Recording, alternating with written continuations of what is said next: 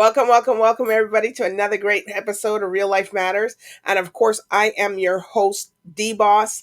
And I just want to thank the people who have been doing their 15 minutes laughing or more every day. And as I've told everybody that it's for all ages. Everybody can laugh. It releases blood pressure. It brings out all the endorphins in your body. It releases a lot of stress. If you're in a job that you don't smile a lot and you're not allowed, it's very serious, well, then you need to do 30 30 minutes of laughing or more. So it's a lot of health benefits to laughing. It heals your body. It does a lot of things that people are not aware of. It tones your abs, but I'm not saying don't stop going to the gym. So I'm just telling people that who have been doing this, that it's something that's very beneficial, very good for your health and all the other stuff. So I do want to thank the ones that are doing, the ones that are going to start. You're going to start to feel better, and I got a lot of report back from that. But today we got somebody that's a veteran. He's been doing a lot of music. He's been doing it for decades. We're going to find out from him what happened to him, if things, if what he would have changed, what he knows now from back then, what he would have did differently on all kinds of stuff. So let's get right into it with Roger Gibbs. Hi there. I love your intro. You forgot to mention the most important thing. Laughter is free. Yeah. Doesn't That's cost true. you anything. It's free. You don't have to pay any money. And you can do it with everybody. And you can do it by yourself. You can do it by yourself. I know. You laughing, so it looks like you be practicing that every day. It's a good medicine. That's all I can say.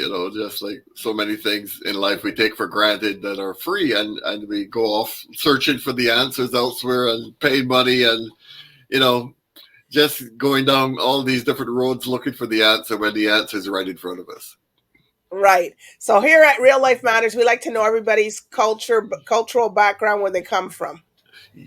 So I'm from Barbados. I was born in Barbados and grew up in Barbados. Started a band when I was about 14.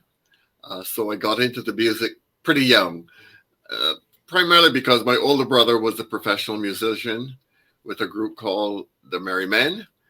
And and another brother played with a group called the Sand Pebbles. So, the music was all around me. My mother's cousin was Emil Straker, who was the lead singer of the Merry Men. And wow. Sometimes they were rehearsing in the living room. And so the music was always there. And I kind of just fell into it by association, having it all around. Well, that's a big fall in. Or fell in. I was incredibly fortunate to have that kind of exposure to good Caribbean music at a young age. And of course, I never stopped from there. I just kept going from there and doing my thing and basically trying to, to discover all the wonderful things about Caribbean music. Okay. And I can't. You mentioned about, regrets or what I would have done differently, things like that. I think the only thing I regret is that we didn't have more kind of formal opportunities to learn music, to read and write music, maybe at a, in ways that publishing rights and stuff like that. Did you know about that?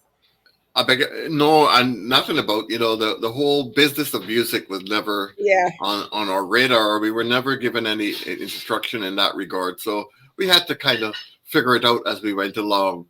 And you stumble and you make errors along the way.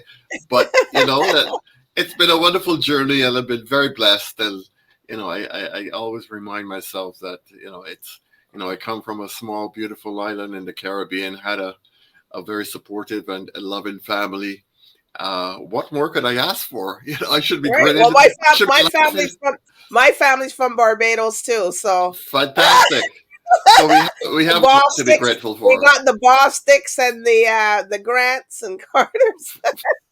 and now we're here in Canada in this fabulous country, so we're twice blessed, you know.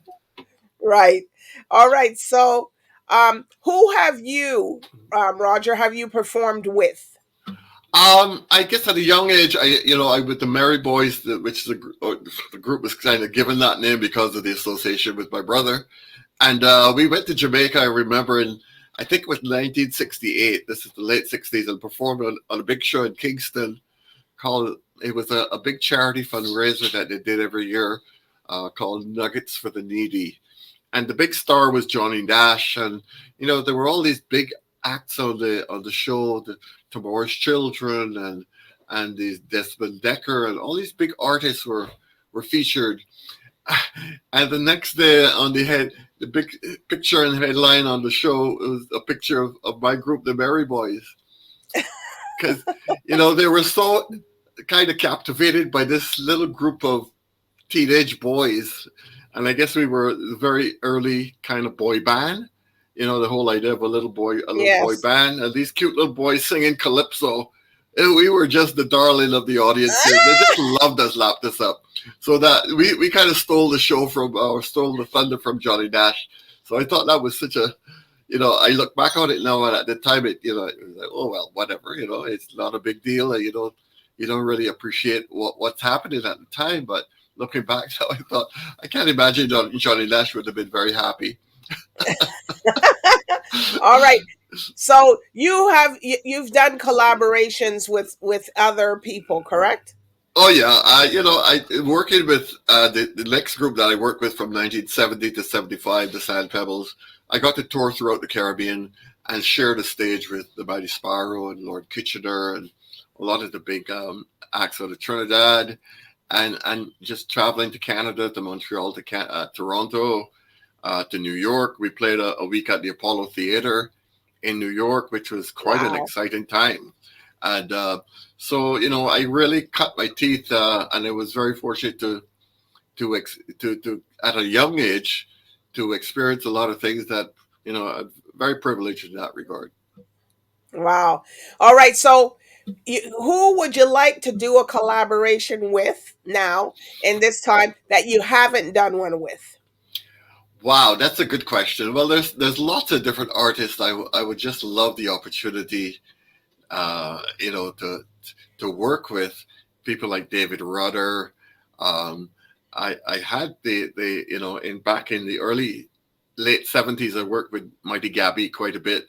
Okay. And I recorded with him and stuff, and I would love the opportunity to work with him again.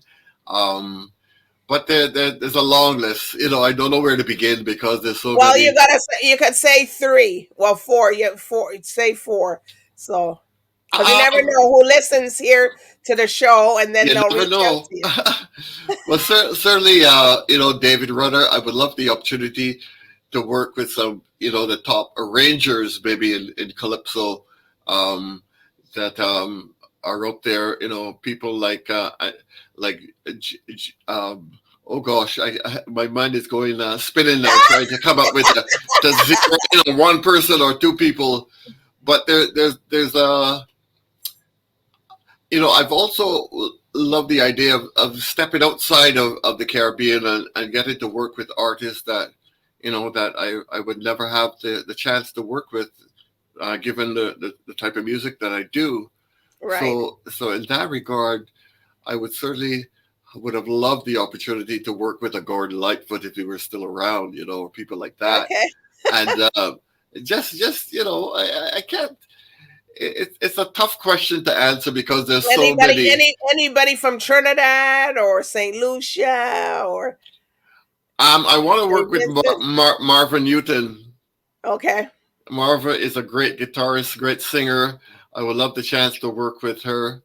There are others in Trinidad that are doing some fantastic work. There's also here in Canada, there's Drew Gonzalez from Cobo Town. Okay. I would love the opportunity to work with him too. And I have seen him play and performed on the same show with him, but I've never had a chance to collaborate with him on something. Okay. I think that kind of, it depends on my mood at the time. You know, where I'm, Where what you I'm at? working on, and if you're working on a particular project and you're excited about that project, you think of all the people that you could reach out to, or What who about would have a connection. Biggie Irie, Peter Ram, these guys from King Bubba, Yeah, yeah, there's a whole bunch of them. Oh gosh, and the Shaquille. There's what's the guy the Mad. yes. I interviewed him. He's really good Oh gosh, he's and great. Yeah, funny. yeah. It's a terrific. I mean, Barbados really found its legs in the late 1980s. With this, in Yes. terms of being a major calypso and soca production country, or center, and there's such great music that with Crossfire and Coalition, and you know, Hmm. uh, just I would also like to work with Griner, Okay. and Serenada. Okay. These are two of my favorite calypsonians. All right. So you only do the calypso. You don't do reggae. You don't do Afro beats. You don't do anything Oh no! I do. reggaeton. I mean, I'm inspired, and I play all that. But when you get to actually go on stage and play, you end up doing what you're known for, Right. or what you found your niche, and that's what you do. But I love African acoustic stuff. A lot of the early stuff from the 1960s and 50s, even the John Bosco Mwende. These are acoustic guitarists, and the stuff from East Africa with the thumb piano or a kalimba. Uh, Okay. I love all of that acoustic African stuff, Right. because it's very inspiring to see the connections, of course, from West Africa to the Caribbean, and the whole vocabulary of rhythms that Right. we use in calypso, and trying to discover the connections between them and Africa. The music and the traditional music of Africa. So that's been a lifelong kind of passion. So we know you play the guitar. So what other instruments do you play? I play keyboards, and I sing, and I do a lot of percussion. I worked with a dance theater company called Koba, Cool. here in Toronto, collective of black artists, for about 20 years. And they were one of the top dance theater companies, black dance theater companies in Canada. And, it had a wonderful exposure to traditional Caribbean music, because they did traditional Caribbean dance as well as West African. They were trained in ballet and modern as well as and so on. But the stuff that they did from the Caribbean, mostly choreographed by Bakari Lindsay, um, Hmm. was quite an eye opener into the whole traditional music universe of Trinidad, which is such an exciting neighbor to have next door to you. Right. Because we all grew up on Sparrow and Kitchener, Hmm. and hearing that type of calypso is all part of our lives. And in the 70s, I got to travel to Trinidad several years in a row for Carnival, and at other times of the year with the band Sand Pebbles. And that was my university. That's Okay. where I really kind of discovered my passion for Caribbean music, and also for traditional and folk music, and trying to connect the dots between what we play now and what was played in the past. All right. So I see you got your guitar there. So I what do you did. want to you what do you want to play for us? With some, we got some other music. Yes, everybody at home, Okay. we got other music of Roger Gibbs here, but he's already as you can see, he's in his studio, so he's gonna do something for us. Why not? I thought, what better way to talk about music than to let you hear it? This Okay. song is by a friend who unfortunately passed away a few years ago, Dick Lochan. And Dick Hmm. was a fabulous calypsonian here in Toronto, and made a huge contribution. And I recorded a couple of his albums for him, and arranged the music, and did most of the backup and stuff. But his style was so infectious, as we still miss him today. And this song he wrote, called Calypso History in Canada. I was just talking about history of Calypso in Canada. I thought it's quite a nice song to share with you.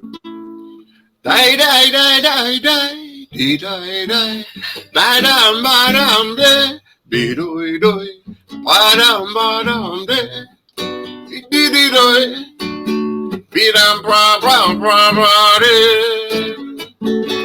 Most people don't know the history of Calypso in this country. They think it started in 80 with the crowning of Lord Smokey. They never checked it seriously to know it was here since the 40s. First introduced to Canada by a Trinity named Lord Caressa. Lord Caressa had his own show, 1946, you should know, in Montreal on the radio. Turned Canadians on to Calypso. Lord Melody came here to reside, but the cold weather here chased his backside. He had to run back to Trinbago in 57 long ago. Class in session, please pay attention. Listen to this teacher. Calypso history in Canada. Woo! Calypso history. That's really good. This one. Thank you. All right. So I have a couple of I have some other ones here called Master Life, Misty Life, Mastife? Mastife, yeah. Mastife, yes, that's a wonderful calypso from the 1950s. I think 56, 57. Okay. By a Grenadian calypsonian called Small Island Pride. Okay. And he was very popular at the time in Trinidad. And he did this song called Mastife. It's actually the name of a stick fighter. Oh, a very famous stick fighter, Mastife. And or is mass of iron, I guess, is the translation Tife in the Trinidadian patois. But he talks about Katauta and the different famous stick fighters in the song, and it's a lovely period song from that era. And so I decided to revive it and record it with my group SHAK SHAK. SHAK SHAK. I was very happy how it came out. It worked out well. All right, so let's hear a little bit of this one where I'm playing now. Hold on. Okay.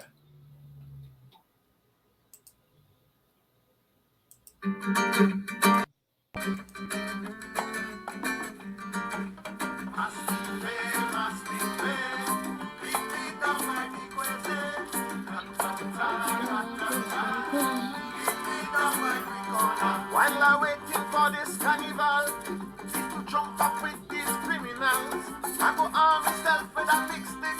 Any man I meet it wrong that is relics, and I don't tell mommy already. Mommy, do tie up your belly, because it's murder, federation, war, and rebellion, and they pass me by the junction, and I'm going down.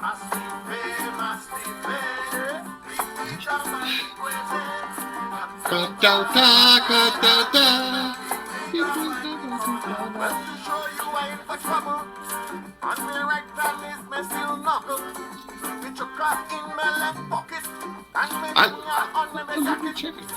And I jump in a black a while. I know they're bound to say that is all style. But you can beat me like a child, I'm taking licks with a smile, and I felt it for like a while. And I'm going down.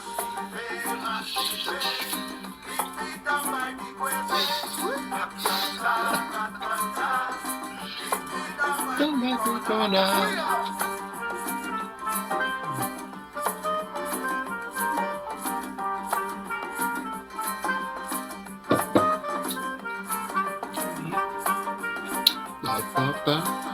Woo!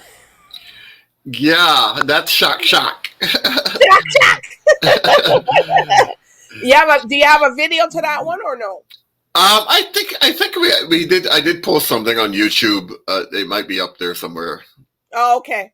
Yeah. All right. Well, we'd only play the song here, and you're playing, and you could play and sing along with them too. But we only do that so that we could drive people to your YouTube and to stream your music and stuff. So this is why I just play it, not Yeah. everybody. Yeah.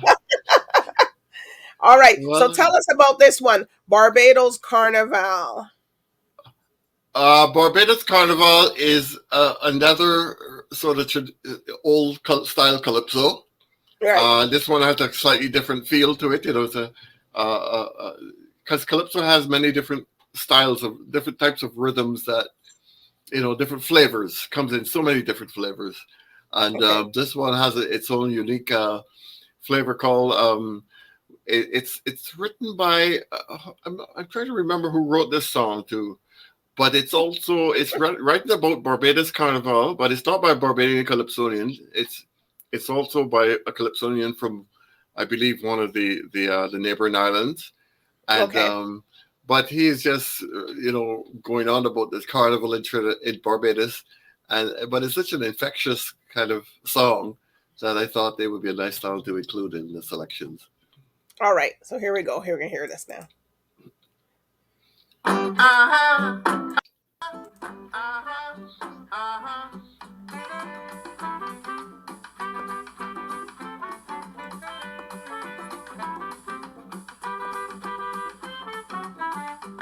That was Bacchanal, the 3rd of October, Barbados Carnival. Yes, sir. Bacchanal, the 3rd of October, Barbados Carnival. You could imagine the way I was feeling to play Carnival in Barbados the morning. Men jumping with the school song, jumping all about that blasted the calypso. Aha, aha, aha, aha. Everybody's in She mama and she's a little zoo. family, family.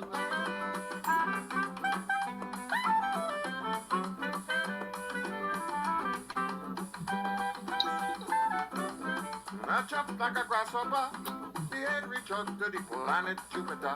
I dressed in a kimono, Richard dressed up in a girlfriend talala. And the rats hugging up aristocrats. Democrats kissing the sand past no discrimination. Human kissing, porcupine and boost vibration, and they're blasting. Uh-huh, uh-huh, uh-huh, uh-huh. She mama and she's a little zoo.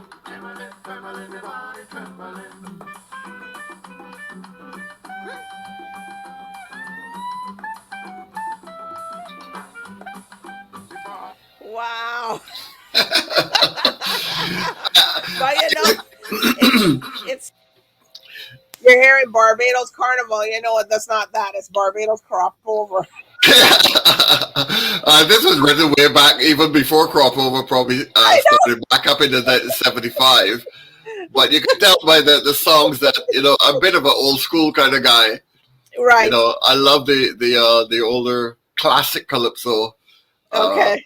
Which has maybe fallen out of favor in terms of popular music. Is not obviously as popular as soca and all the younger stuff that's out there.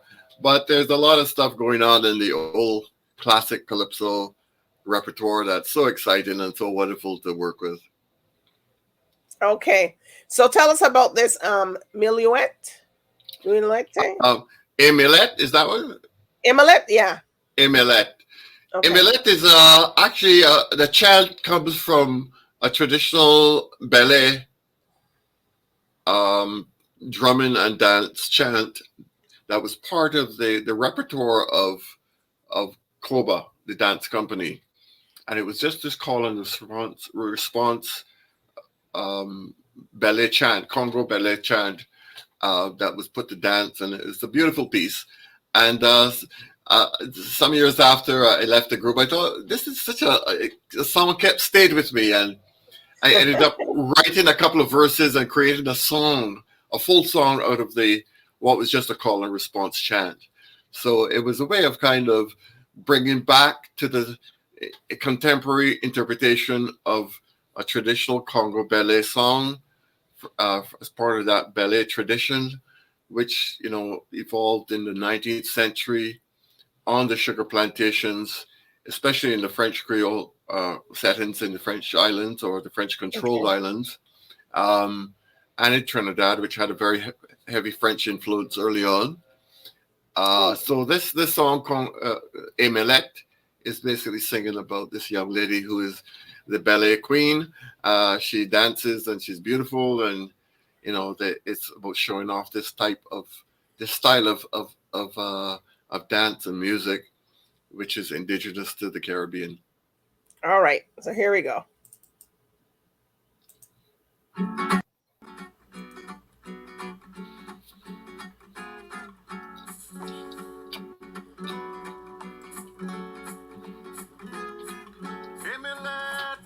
Dance ballet.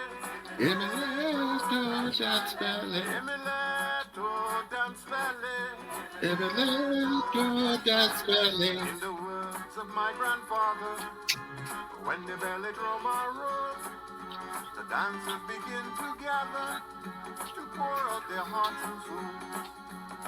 Faces bathed in moonlight, a glance he could not forget. She danced the belly all night. Hey, ma belle femelle. Hey, ma belle femelle. Hey, me let to dance ballet. Hey, me let to dance ballet. Hey,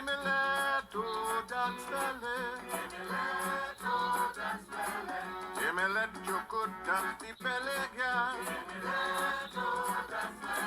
Hey, me let you good dance the belly, girl.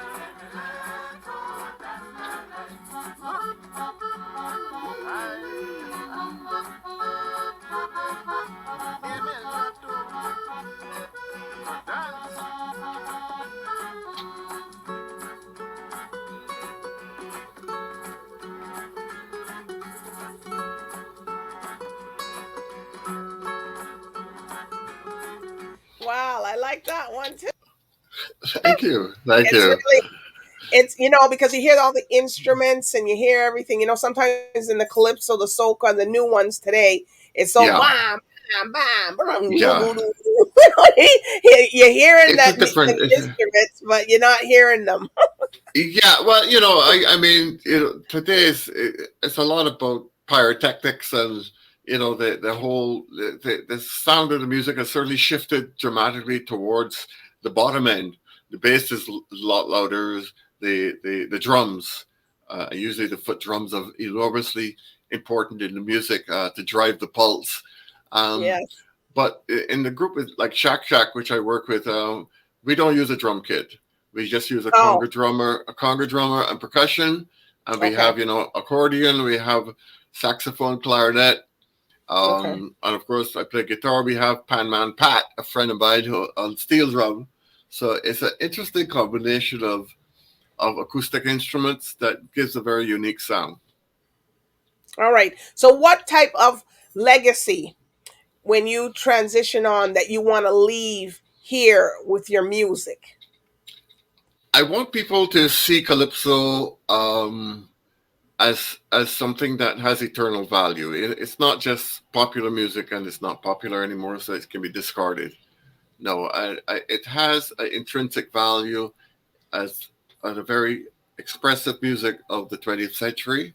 It became one of the most popular musics in the world in the mid-50s, thanks to Harry Belafonte and a couple of other artists that. It was that album that he did in '55 was the first album to sell over 1 million copies ever, the first vinyl LP. So that, think about that. The first popular music album ever to sell over 1 million copies was a Calypso album in the mid-50s. And the first popular music vinyl record, 45 single, to sell over 1 million copies was a Calypso by Ella Fitzgerald. Wow. Called Stone Cold Dead in the Market. Okay. And that was basically a calypsoized version of Murder in the Market, which is the Barbadian folk song. Okay. From the 1890s. It was turned into a calypso in the 1920s, 1930s in Trinidad. It was picked up by Ella Fitzgerald in the 40s, recorded, and it became the very first single to sell over 1 million copies. So you can see right there in just those two examples, the impact that Calypso and Caribbean music, especially from the West Indies, has had on popular American music. Right. And I think that we tend to just, we're like the latest flavor if we discard everything else that's gone on in the past. But I think we need to stop and celebrate what those we have done Yeah. in the past, and to give respect to those who have come before us, and the incredible things that they have accomplished with Right. with our music. And there's a reason for that, because within the music there is an intrinsic value in that music, the way we express ourselves, the rhythms we use, and the way we create our music there's an intrinsic appeal in that, and an intrinsic value in that, and that's something we should always try to preserve and pass on to our children. All right.